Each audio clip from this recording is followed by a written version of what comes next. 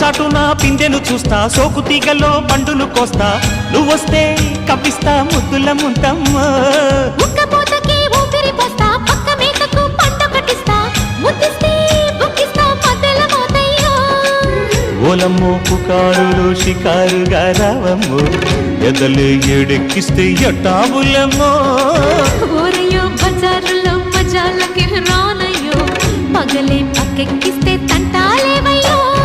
మిట్టిల మీదున్న మిస్సమ్మయ్య సంటే వడ్డీలతో పాటు ఒళ్ళోకి వస్తుంటే పొగ